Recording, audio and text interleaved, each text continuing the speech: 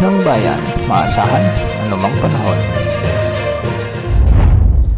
Magandang araw po sa ating lahat. Narito na ang latest update sa magiging lagay ng ating panahon ngayon, araw ng Biyernes, May 30, 2025. Sa kasalukuyan nga ay patuloy na nakakaapekto ang southwesterly wind flow sa kanlurang bahagi ng Luzon, samantalang frontal system naman ang nakakaapekto sa northern Luzon. Dahil nga sa umiiral na southwesterly wind flow, ito yung pasimula ng hanging habagat, ay asahan ng maulap na kalangitan na may mga kalat-kalat na pagulan at thunderstorms sa may Ilocos Region, Cordillera Administrative Region at Central Luzon. Ang mga lugar na ito ay pinag-iingat sa banta ng mga biglang pagbaha o pagguho ng lupa, lalo na kung may mga katamtaman at malalakas na pag-ulan. Minsan ay may matitinding pag-ulan din. Samantala sa Cagayan Valley ay frontal system naman ang nakakaapekto dito, kaya asahan din ang maulap na papawirin na may mga scattered rains and thunderstorms. Posible rin ang banta ng mga flash floods at landslides, lalo na kung may mga katamtaman hanggang sa malalakas at minsan ay matitinding pagbuhos ng ulan. Sa Metro Manila, Calabarzon at Mimaropa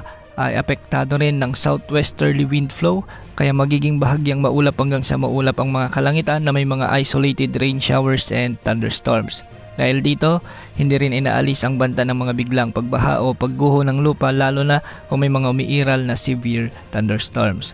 Samantala sa nalalabing bahagi ng ating bansa ay localized thunderstorms naman ang makakaapekto na siyang magdudulot ng bagyang maulap hanggang sa maulap na papawirin na may mga isolated rain showers and thunderstorms. Hindi rin inaalis ang banta ng mga biglang pagbaha o pagguho ng lupa, lalo na kung may mga umiiral na severe thunderstorms. Para naman sa forecast ng mga pag-ulan ngayong araw hanggang sa susunod na 24 oras, ngayong araw dahil sa pag-iral ng southwesterly wind flow ay asahan ang malalakas na pag-ulan na posibleng umabot hanggang 200 mm sa may Ilocos Norte, Apayao at mainland Cagayan kasama na ang Batanes at Babuyan Islands. Samantala, posible ring makaranas ng 50 to 100 mm na pag-ulan ang mga lalawigan ng Pangasinan, La Union, Ilocos Sur, Abra at Isabela.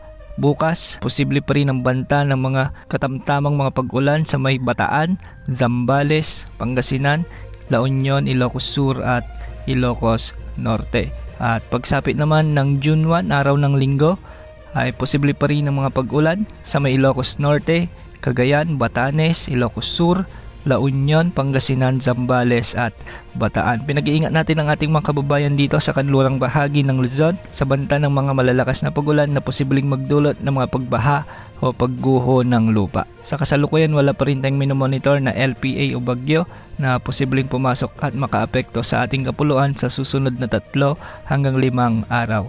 Yan ang update sa lagay ng panahon. Ito po ang weather update ng bayan, maasahan anumang panahon.